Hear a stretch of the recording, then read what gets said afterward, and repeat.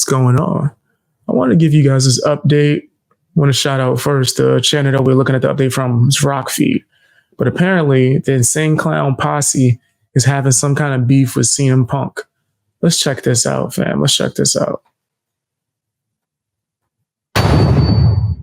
CM Punk has been involved in a lot of feuds over the years, and now he's beefing with Insane Clown Posse, who is trashing him in a statement on social media, accusing the pro wrestler of refusing to shake Violent J's hand backstage at a TNA event. Again, this is far from the first feud that CM Punk has been involved in. That infamous backstage fight with Jack Perry at AEW, that video being released, we talked about a few weeks ago here on the channel. But this seems definitely personal based on a number of the I've been wanting to see one of those fights that happened at AEW.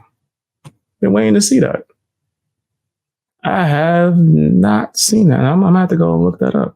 I kept hearing about it. Things that ICP is saying in this statement, including that he lost one of his truest friends, Colt Cabana. And also they said that he's a bitch and that he couldn't even win against a jobber during his debut fight in the UFC. Crazy stuff here.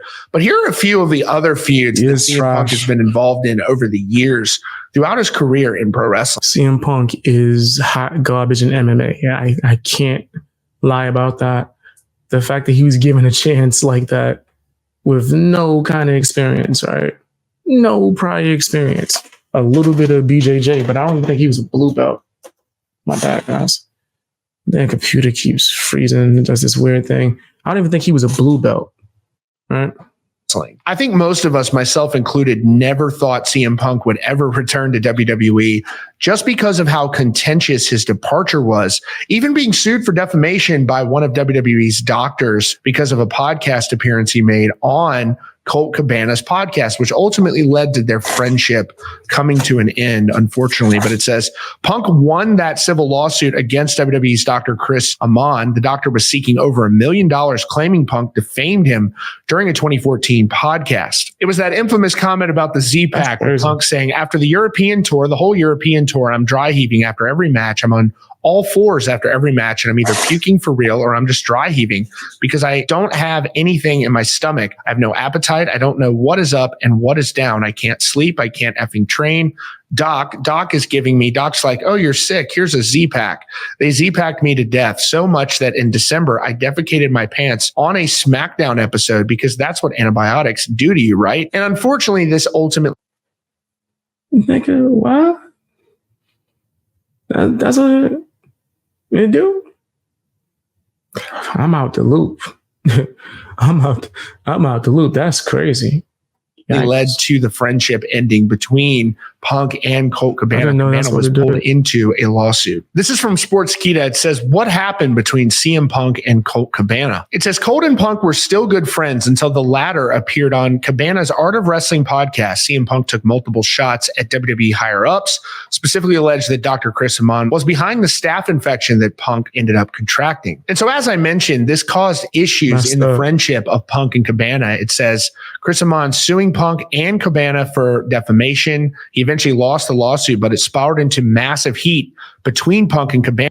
I heard about a lot of that stuff with the WWE and Punk and him getting infected and all of that. It's pretty crazy. Now, Cabana ended up suing CM Punk because he says they entered into an agreement where Punk says that he would handle the legal fees for that defamation suit that was filed against Cabana and Punk, with Punk ultimately succeeding in that suit. And then he trashes Cabana in a tweet responding to someone. He goes, he sued me. He wanted to end the dumb shit he started.